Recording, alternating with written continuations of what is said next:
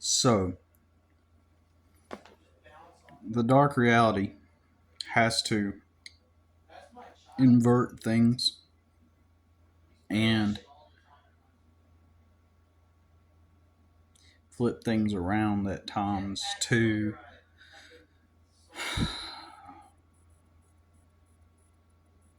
maybe to trick you, maybe. And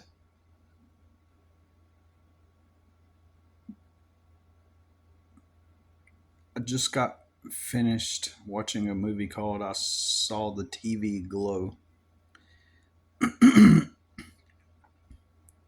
In the comments, there are a lot of people from the, I suppose it's the LGBTQ community discussing that the movie was about, symbolically, it was about transitioning, like where people are too afraid to come out, right? So,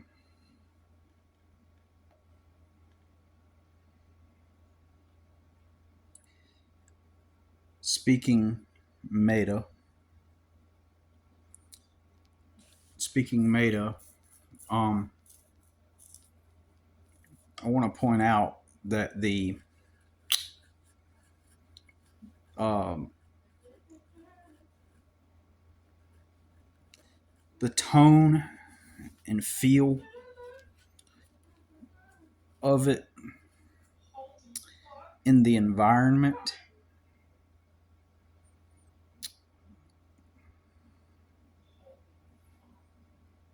in the way they depict it, using the color schemes, the kind of like the I don't know how to put it into words. It's like this dark, not dark, but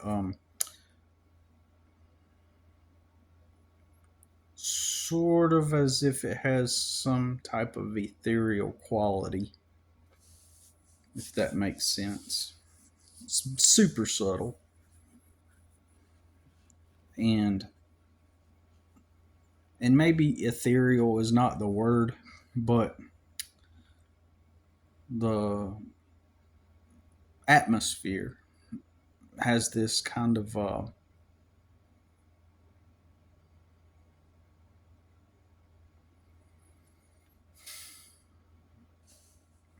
certain quality to it that I don't know how to put into words, and maybe later on I can figure out how to put into words. But um, it makes me feel like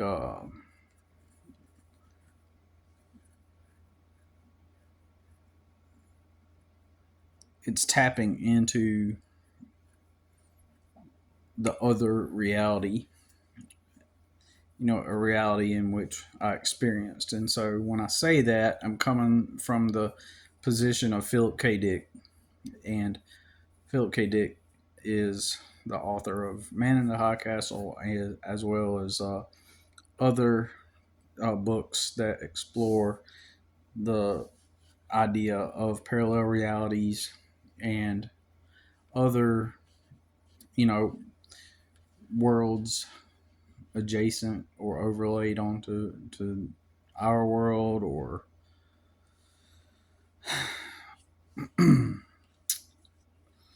things like that. So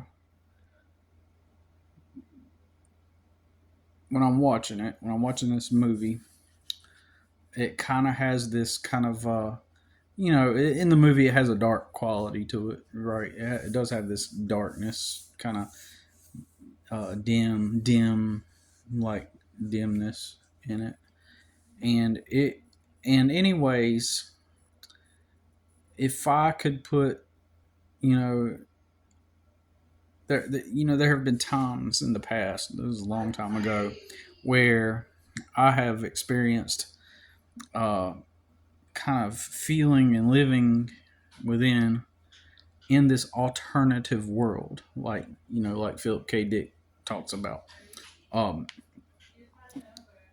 overlaid within this world, and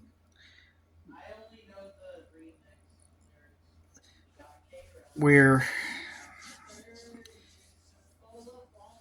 it's possible, for example, that as I live this life on this timeline, right?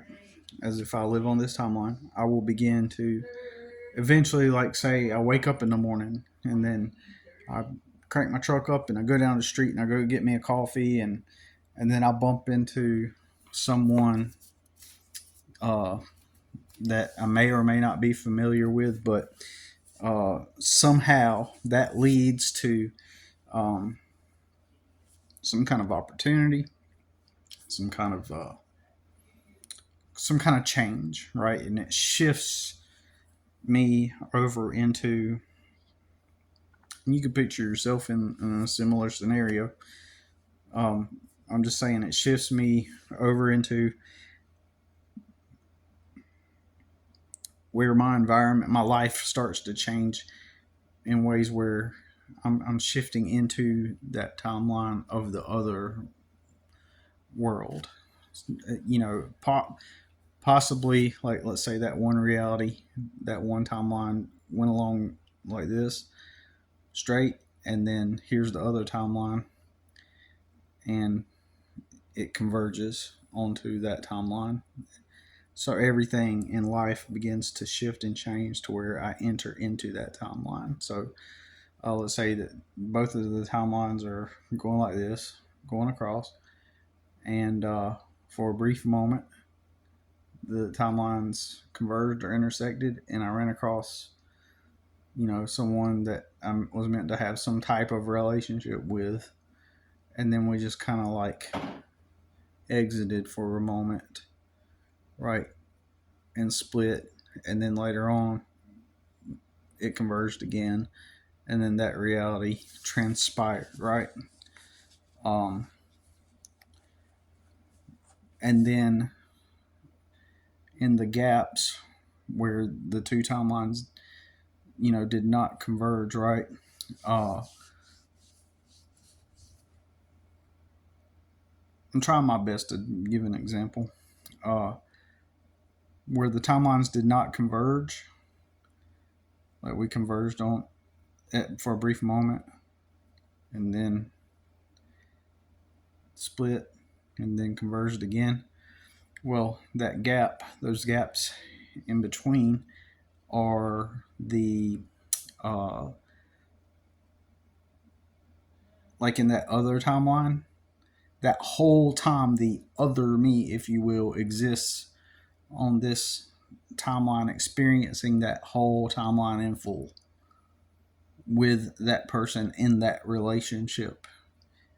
And it can be any kind of relationship, you know what I'm saying? It could be like a soulmate type of scenario, it's twin flame, or it could be, a business relationship, you know what I'm saying? Um, Anyways, I have perceived, is the best way I can word it, that I have lived in other timelines, basically.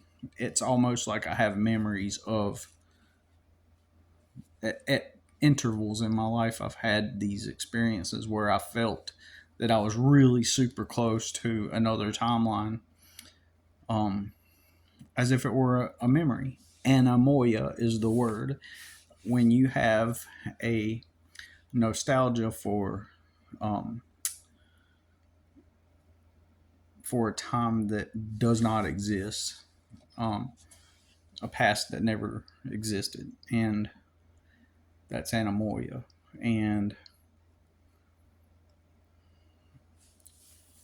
I can't say necessarily, it's the closest word. I can't necessarily say I miss it, but at some points years ago in my life, I did have a longing for uh, a certain type of timeline, right? Or a certain type of, yeah, timeline, certain type of experience, as if it were a whole nother reality. And at one point, I thought I was converging into that reality where certain things were going to happen, and I, at one point, met this girl at one point, and for a small brief flicker in time, we were into each other, and and nothing became of it. But uh, for some reason, when I met her, it was as if like I knew her forever. Like, didn't take a lot. It just uh, seen scenarios, and men are the romantics, right? Men are the ones that have the fantasy of these idealistic, lives with the women that we find attractive. We see a woman, and all of a sudden, if we view her as someone that we would idealistically settle down with, we see ourselves having kids and a family. Like, all of a sudden, like, men are the romantics, right? Um, so that's what we picture in our minds usually, and near the beginning, if we're into the girl, right? Like, if it's one of those things where, if it's one of those scenarios where you're like into her nearly right away, you know what I'm saying? So,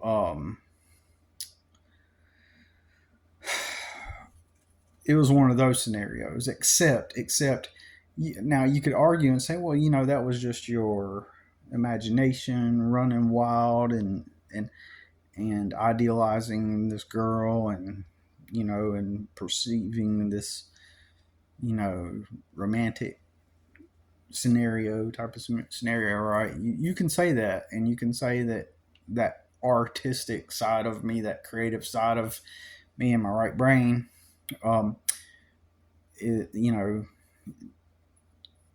filled my mind with all these colorful scenarios and all this stuff, and you could say that. But if you are a sane, rational person, and um, thinking clear, and uh, objectively and logical and rationally, um, you could separate the two. You could separate the two things, right? Um, you could separate that from the experience of perceiving an actual alternate timeline that existed. Like, so somewhere when you did meet her, for example, somewhere when I met her, for example, sure, I might have done all that romanticizing stuff and idealizing stuff for that brief small flicker in time, right? uh, Eventually I came to my senses, but that's not the point. The point is that when it did happen, simultaneously I seen and felt and experienced these, what, internally seem to be alternate realities, or realities which I, because it sounds bizarre, because being logical and rational in this realm, in this reality, like, to be like that, to be all idealistic like that, is just out there. You don't want to really do that. You need to be grounded in reality, right? But and you don't want to, you know idolize someone or idealize someone in this realm. um you don't want to do that, right? So what I'm saying is, in that scenario, I did get the impression that it was something different beyond just an emotion, beyond just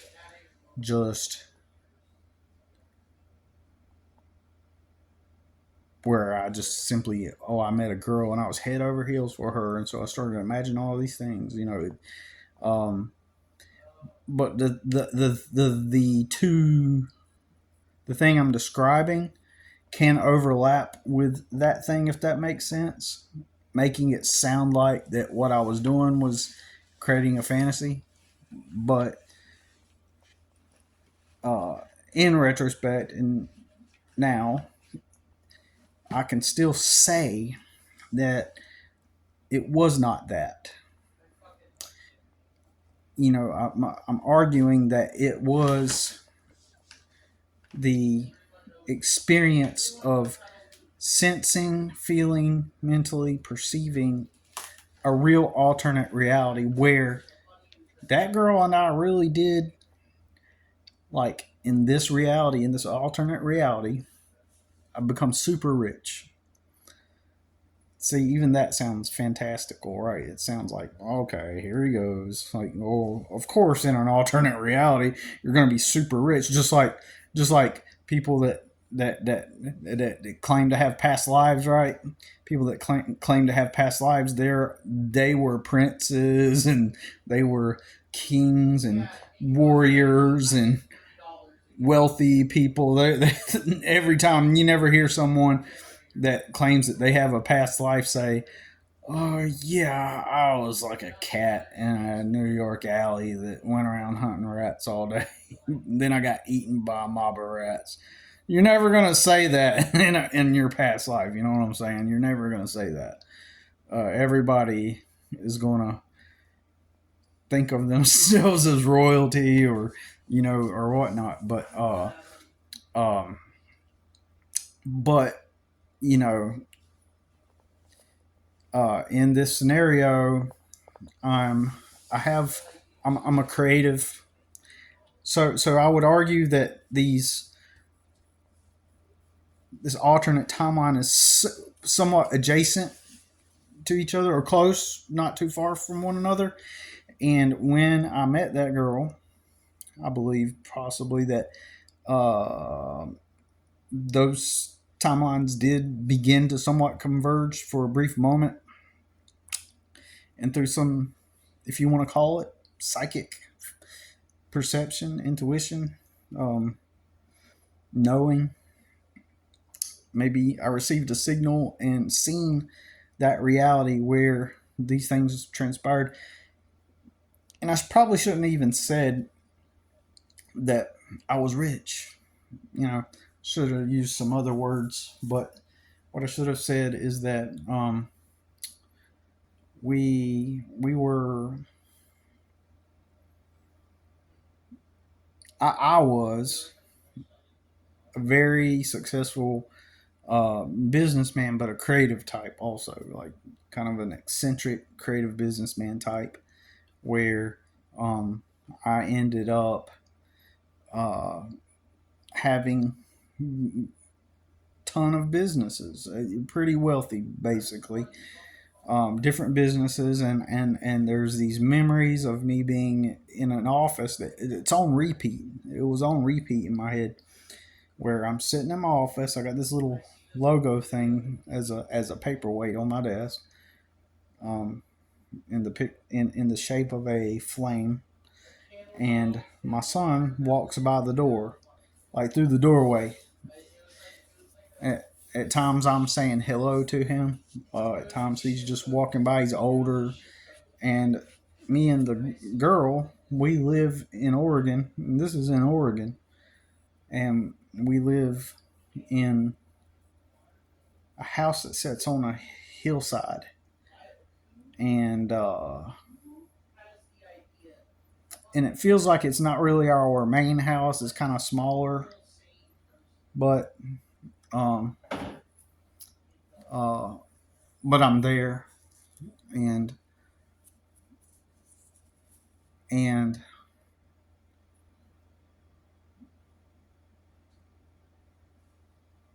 I don't remember all the details. I just remember that, and and in that scenario, I'm a writer. I have this like office where I'm viewing out over the city in the evening and at night, and I'm old in this scenario, um, or older, right? So that was that picture just kept with me, and of that scenario. And then I'm also in New York City, right? I'm not going to go into all the details of everything, but uh, in that scenario, I end up in Oregon, which is weird because I'm not very um, well. I consider myself very socially liberal, even though that doesn't mean that I agree with everything that is like, I don't think it's like, for example, to be very liberal might mean that you're like into weed and you celebrate weed and all this stuff, for example. And I've never smoked weed and I've never did drugs like that. So I, I think it's stupid to do it, you know. Um, so uh,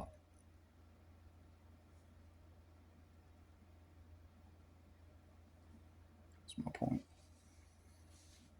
Like the whole drug culture and stuff like that is just kind of lame. But I'm also like, if you want to do it, do it. Go ahead. I still think it's stupid, but I just have my opinion. That's all. Do what you want. Uh, like if you want to go sleep around with a bunch of people, go ahead. I mean, hey, it's your life.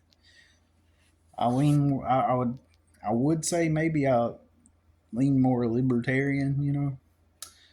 Everybody just do what you want as long as you don't hurt anybody else. I guess that's what I'm saying. Um, so,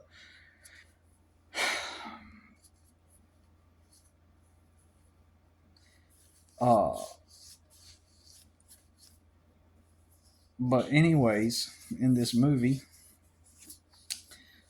I saw the TV glow. What's interesting about it is that where they are living in is is where they're in is the midnight realm, right? Where they get stuck in is within the midnight realm, but everything appears the way they depict it to be like the reality that I seen when I'm in Oregon, when I'm in these different scenarios, and sometimes in this real life right here, I experience little flashes of the other reality that I lived in. If that makes sense, and it looks and feels in the same way it's depicted in that movie.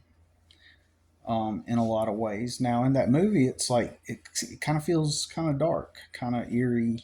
I don't know if eerie is the word, but kind of dull, kind of like this depressing kind of. But in the scenarios, and it's hard to put it into words because it's not like I'm unhappy. It's like I'm just simply in another reality. Okay. Um, and so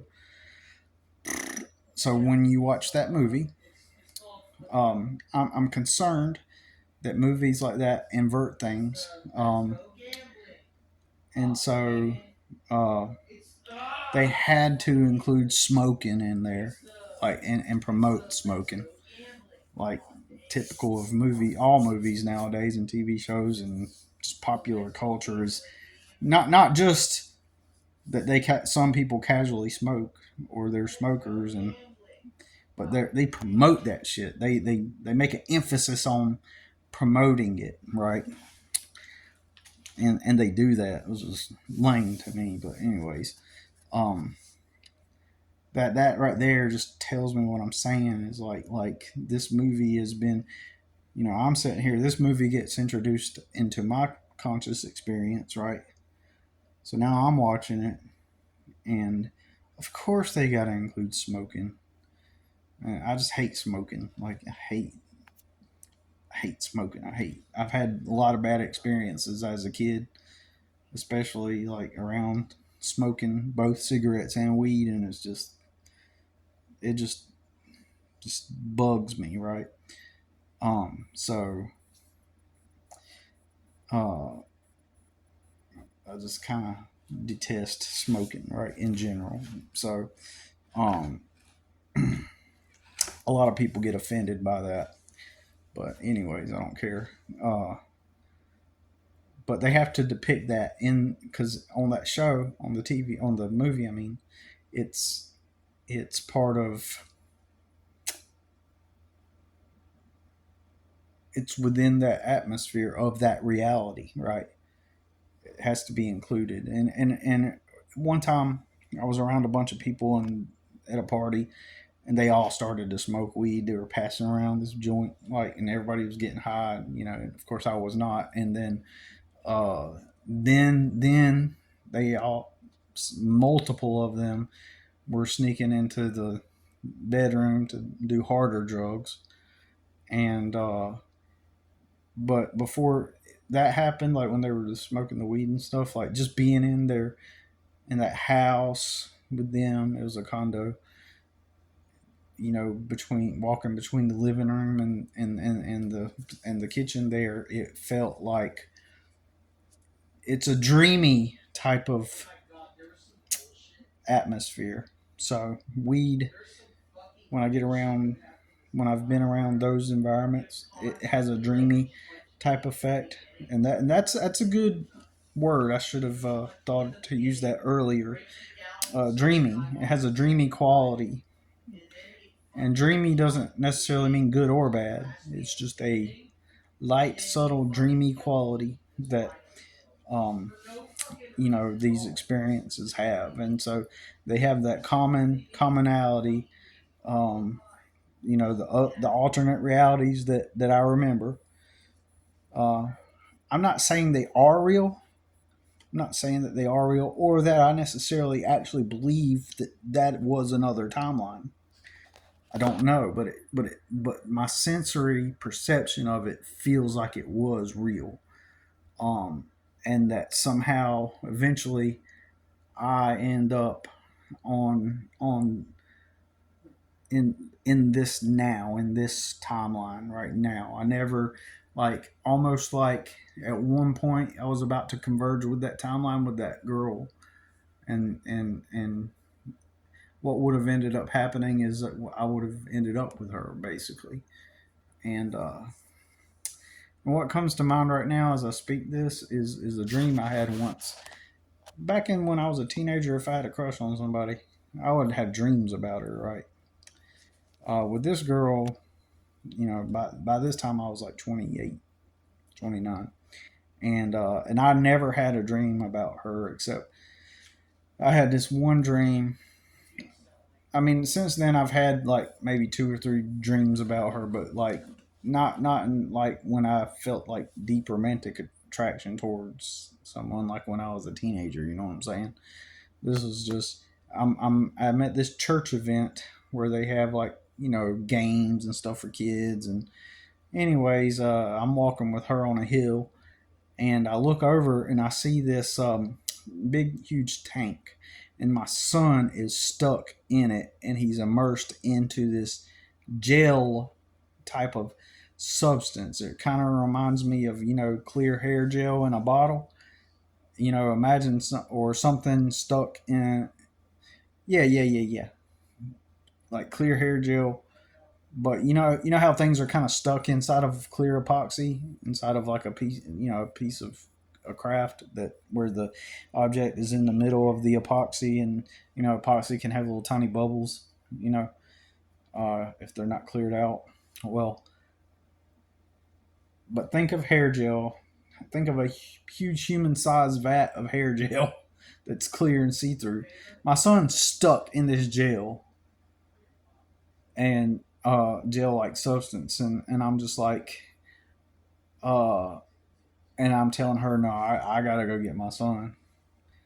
And the next thing you know, I went to go save my son out of this hair gel stuff, this tank, right? And that's the only. And I'm walking with her, and then I see my son. Next thing you know, I'm off to go get my son. Um, but that, for some reason, that comes to mind as I'm speaking this, that dream. Anyways, um, so anyways, if so, interestingly, I just want to bring this up real quick. Matt from Quantum of Conscience always brings up the magenta and the dark reality. Um, you know how it leverages the magenta and the emerald green. In this movie, it uses both. Like they are in this like wicked, what they call midnight realm, and In the movie, it uses magenta and emerald green to depict uh, the reality where everything is dark and evil. Crazy. And there was something else a while back that was emerald green or magenta that I brought up, and I even made a video about it and mentioned Matt and tagged him in it. And I'm surprised he never did some content on that.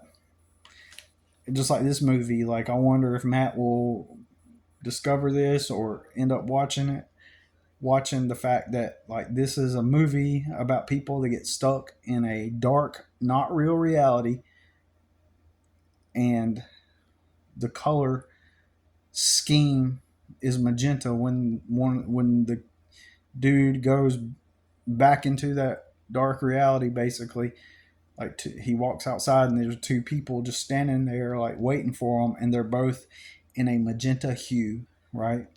Now the weird thing is with me is in what I perceive as the real reality. um in the real reality, um magenta is a good color. Like it's a this purple hue, this cyber. For me, it's more like of a cyberpunk ish type of setting, as well as a. If you were a kid of the '80s and you remember at nighttime going down the city streets, the street lights passing by you as you're on some kind of trip with your, and you're free. That is the real world, right? That I don't know how to put this into words really, but my bad. I lost my train of thought. I was going somewhere with that. Um, Hopefully, I'll get back to it. Let me continue and try to remember that. But I will say this, that like mostly uh in the real world, what I call the real world, the timeline where it's the real world, if you will. Uh, in that scenario, we are good, and there is a cyberpunk type of quality to it. There is a cyberpunk type of quality to that reality. Things that are in that reality that are kind of magical ish and kind of cyberpunk, right? At the same time. But in this movie, they depict the villain of this movie as a man with a moon face. He's got craters, and his whole head looks like the moon. And as I'm watching it, I'm like, that is just like the moon face from the video Tonight by Smashing Pumpkins, which holds a lot of nostalgia for me, right? Um, and so I'm thinking, I mean, it looks just like it. And then later on in the uh, in the film, they do have someone singing that song Tonight by Smashing Pumpkins in the movie later on, so I can see how they deliberately did made the connection there.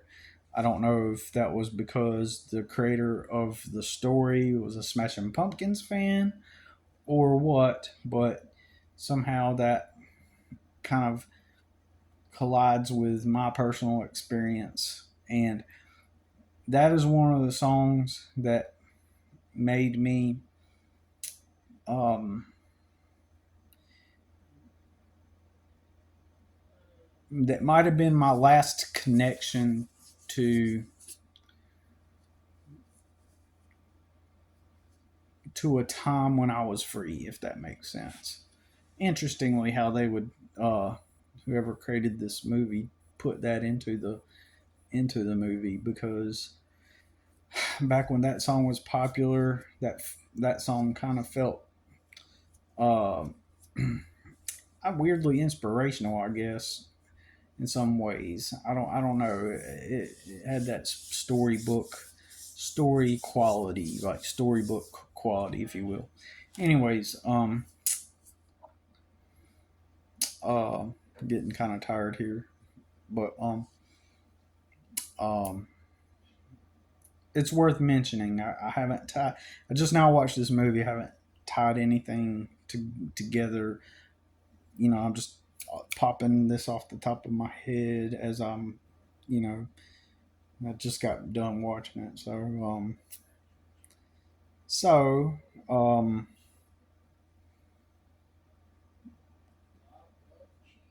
I find it interesting. It's almost like though. Here's the thing. Here's the thing. Um, a lot of people are commenting on the movie, proclaiming that that this is a movie about how uh, there's a lot of symbolism in for the like I mentioned at the beginning in the LGBTQ or the trans community or whatever, or the gay community. Like there are people who are afraid to come out, and so basically they're stuck in this fake world, right?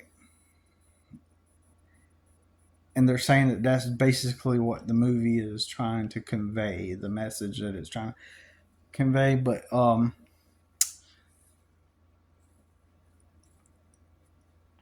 surface level, it could be that, could be that the creator of the script and the producer or whoever made the movie, whatever. Uh, that maybe that was their intention. They wanted to parallel the storyline to people within that community. I ain't trying to knock anybody. I know it might sound like I'm trying to knock somebody, but it's almost an inverted version of of the real world. Like the movie is a reflection of the real world, and you don't want to watch the movie and absorb it. You don't want to absorb it like the energy of it. You just want to be an observer as you watch it, right? Don't absorb it. Don't let it program you, because it seems like it's an inverted version. It's depicting an inverted version of how reality actually works. Like we are in a fake world. This is not a real world. And there is a real world that has a certain dreamy like quality. And so they put that in the movie. I mean, we're going meta here again, right? We're going meta, and we're just speaking between the lines. And so um, the movie is very um, like that dreamy quality that it depicts is a depiction of what I perceive as the real world, or the like the one where I'm with the girl. Like there's something about this world and this experience right here right now that seems not real, And then there's that movie, you know, uh, where it's um,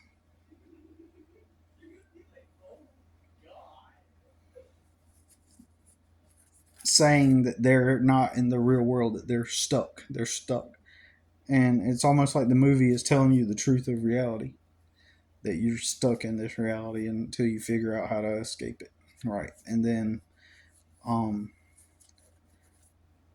and perhaps the inversion is that the magenta actually is a good thing, or emerald green. Um, I mean, Dorothy had to go to the Emerald City to figure out how to get out and back to the real world, right? So, um,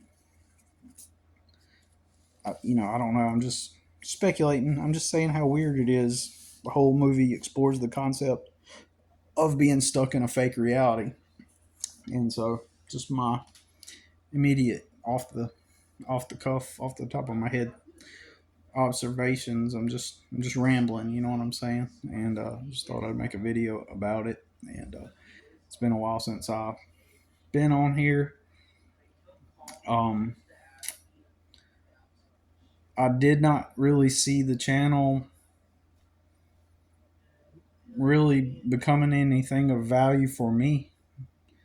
and I did not feel that I was really giving any value to anyone at the time whenever I was on. And I I may even not up. I may set this video to private and all the videos to private, and just keep this channel like kind of like in the backdrop, like kind of in my back pocket, just in case I decide to do something with it. I thought, for example, I've mentioned this before a long time ago, several times, that I thought about making Stardust Simulation into like a brand, right? That sells products, maybe like t-shirts and stuff like that. You know, in the past I had a t-shirt brand where I sold t-shirts to people. I had an artist brand where I sold art, and I did it all relatively professional. And so, you know, maybe there is a market for people that enjoy the idea of simulated reality, a magical simulated reality. And if there were uh, clothes and products that kind of fit that identity of someone that enjoys that idea, even if they're not into the philosophy, maybe it's just fun. You know, imagine wearing a t-shirt that says Stardust Simulation, that's got space with stars and a sunset, um something with a magical quality that just kind of looks cool, calm, and relaxing, and um, emits a spirit of love and connection, something like that. You know, maybe a product like that, and you never really see my face, right? It's just a brand. In other words, it's just like a, like a, for example, like a clothing company called Stardust Simulation, and maybe it has like a retro look to it to appeal to people that, because nostalgia sells right now. You know, people are into the nostalgia thing. So, anyways, that's all I got to say about it for now. Sorry about my ugly looking cushion back here. I'm washing these cushion covers, and so you got to put up with this thing for right now. But hey, at least you get to see my lovely face. And anyways, that's all I got to say about it for now. And you know, if I can figure out a way to bring value to others with this channel again, then I will. If not, I don't really plan on being too active on it. But we'll see how it goes. All right. Thanks for watching.